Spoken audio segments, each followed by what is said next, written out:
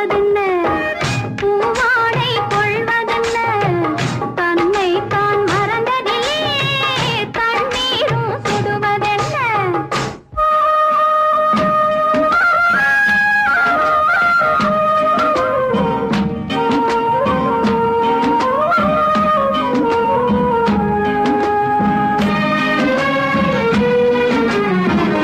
அங்கிருந்து ஆடி வந்து